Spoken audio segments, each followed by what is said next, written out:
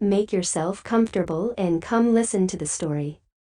There was once a king and queen who waited a long time to have a child. When at last the queen gave birth to a baby girl, they were so excited that they held a big party to celebrate her christening. The king and queen invited all 7 fairies in their kingdom, who came with very special presents for the baby. The king had solid gold plates, knives, and forks made for them. But there was an 8th fairy who had been forgotten. She came stomping into the castle. Quickly, the servants laid a place for her at the table. But the plate, knife, and fork weren't made of gold. One of the younger fairies, sensing trouble, hid as soon as it was time to give the presents. The first fairy gave the princess the gift of beauty, the second gave good temper, the third gave grace, the fourth gave a wonderful singing voice, and the 5th and 6th fairies bestowed gifts of dance and music. Then the angry fairy said, "And when she is 16, she will prick her finger and die." Imagine everyone's horror. But the young fairy in hiding came out and said, "She will not die, she will fall asleep and so will all the court. After 100 years, a prince will wake up our little princess with a kiss." The next day,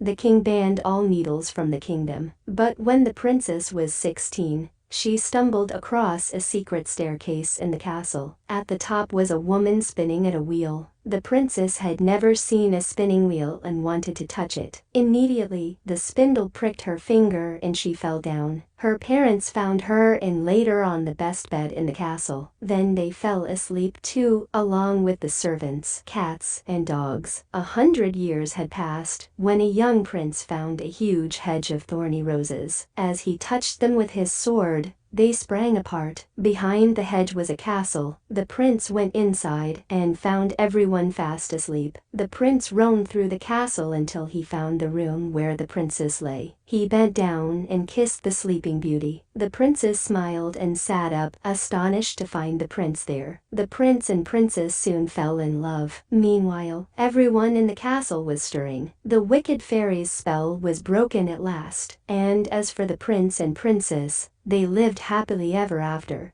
Thank you for listening to the story and see you soon.